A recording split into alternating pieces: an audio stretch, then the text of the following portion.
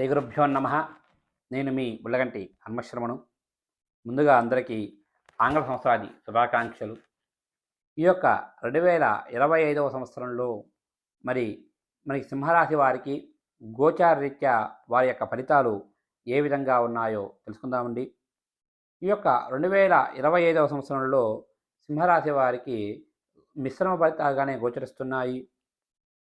ముఖ్యంగా చెప్పాలి అంటే వీరికి ఆదాయం అంతంత మాత్రంగానే ఉంటుంది. ఖర్చు కూడా అధికంగానే కనిపిస్తుంది. లేనిపోని ఈ యొక్క గొడవల్లో తలదూర్చడం అనేది వీరికి పరిపాటిగానే ఉంటుంది. ముఖ్యంగా భార్యాభర్తల మధ్య మరి సఖ్యత అనేది చాలా తక్కువగా ఉంది. అదేవిధంగా బంధువులతో, మిత్రులతో విభేదాలు అధికంగా కనిపిస్తున్నాయి. మీరు అనుకున్న విధంగా కూడా ఏ పని ముందుకు సాగలేరు. కాకపోతే నెమ్మదిగా అదిగో ఇదిగో అని చెప్పి వారి యొక్క పనులైతే పూర్తి చేసుకుంటారు. ఒక నెల ఆదాయం బాగుంది అంటే మరొక నెల ఆదాయం తగ్గుతూ ఉంటుంది. కానీ ఏదో ఒక రకంగా కూడా ఆదాయం వస్తున్నా ఖర్చు మాత్రం అధికంగానే కనిపిస్తుంది.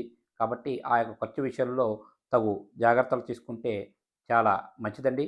ఇక సంతాన రీత్యా కొన్ని ఇబ్బందులైతే ఎదుర్కోవాల్సి వస్తుంది. అదేవిధంగా భార్యాభర్త మధ్య సఖ్యత చాలా తక్కువగా ఉంటుంది. బంధువులు, మిత్రులతో విభేదాలు అధికంగా కనిపిస్తున్నాయి.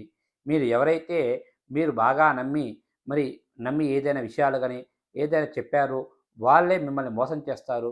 అదేవిధంగా ధనం కూడా అంతే జరుగుతుంది. ధనం ఎవరికైనా మీరు చేబదులుగా ఇచ్చి ఉంటే వారు కూడా మిమ్మల్ని మోసం చేసే అవకాశాలు ఎక్కువగా కనిపిస్తున్నాయి. లేనిపోని నీలాభ నిందలు మీరు మోయవలసి వస్తుంటుందండి ఈ సంవత్సరం. అదేవిధంగా కోర్టు వ్యవహారాలు కూడా మీకు అంత అనుకూలంగా లేవనే చెప్పాలి.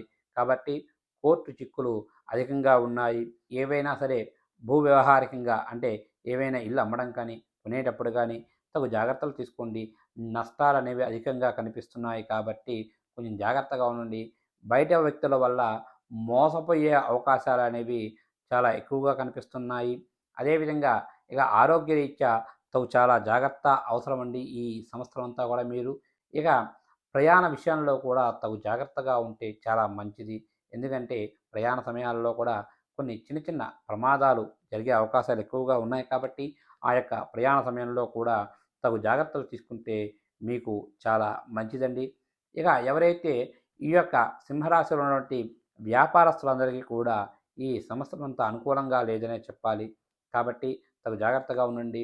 ముఖ్యంగా వ్యాపారాలన్నిటిలో కూడా మరి నష్టం వచ్చే అవకాశాలు ఎక్కువగా ఉన్నాయి. కాబట్టి ఏ వ్యాపారంలో అయినా సరే ఆచితూచి నిర్ణయం తీసుకొని జాగ్రత్తగా మరి నూతన వ్యాపారాలు పెట్టుకునే వాళ్ళు ఎవరైనా ఉంటే జాగ్రత్తగా ఆచితూచి వ్యవహరించి మరి మీ యొక్క నూతన వ్యాపారాలు పెట్టుకుంటే కూడా చాలా మంచిది.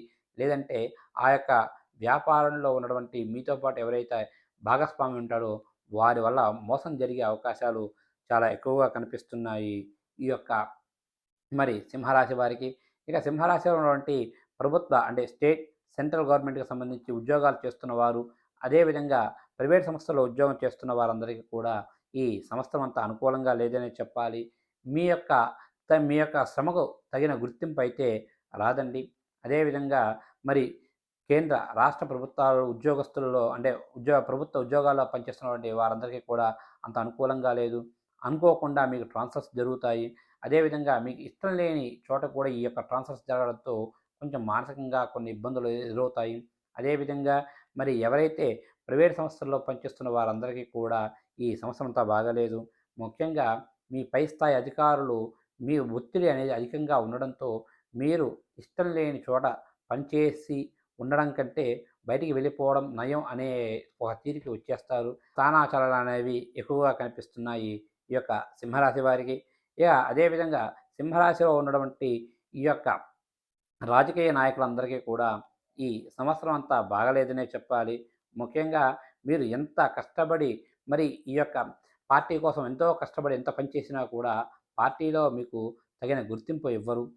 ఇక ఎవరైతే ఈ యొక్క సింహరాశిలో ఉన్నటువంటి చలనచిత్ర రంగస్థలంలో పనిచేస్తున్నటువంటి వారందరికీ కూడా ఈ సంవత్సరం అంతా కూడా మిశ్రమంగానే ఉంటుంది. మీకు ఈ యొక్క సంవత్సరం అంతా కూడా ఒడిదుడుకులతోనే ఉంటుంది. ఏవైనా కొత్తగా ప్రాజెక్టు ప్రారంభించేవారు అంటే ప్రారంభించినా లేదా ప్రారంభించే వారికి కూడా కొంచెం నెమ్మదిగా మీ యొక్క ప్రాజెక్ట్ అనేవి పూర్తవుతాయి. ఏవైనా కొన్ని సంస్థల నుంచి రావాల్సిన ధనం కూడా నెమ్మదిగానే వస్తుంది. ఇక అదే విధంగా మరి ఎవరైతే ఈ యొక్క విద్యార్థులు ఉన్నారో, ఈ యొక్క సింహరాశిలోని విద్యార్థులందరికీ కూడా ఈ సంవత్సరం అంతా బాగలేదండి. కాబట్టి ఈ యొక్క పోటీ పరీక్షల్లో ఏదో రకంగా ఉత్తీర్ణత సాధిస్తారు కానీ, జ్ఞాపక శక్తి అనేది చాలా తక్కువగా ఉంటుంది. కాబట్టి మనం చదువుకునే చదువు మీద శ్రద్ధ అనేది చాలా అధికంగా ఉంటేనే ఉత్తీర్ణత సాధించే అవకాశాలు ఎక్కువగా ఉన్నాయి. అదేవిధంగా పోటీ పరీక్షలలో అనగా ఏదైనా స్టేట్, సెంట్రల్ గవర్నమెంట్‌కి సంబంధించి మరి ఉద్యోగాల కొరకు అప్లై చేసుకొని పరీక్షలు రాస్తున్న వారందరికీ కూడా ఈ సంవత్సరం అంతా మిశ్రమంగానే ఉంది కాబట్టి, ఆ యొక్క పోటీ పరీక్షల్లో ఉత్తీర్ణత సాధించాలి అంటే తప్పక ఏకాగ్రత అంటే చదువు పైన ఏకాగ్రత, ఒక సబ్జెక్ట్ పైన ఏకాగ్రత పెడితేనే మీకు ఉత్తీర్ణత సాధించే అవకాశాలు చాలా ఎక్కువగా ఉన్నాయి.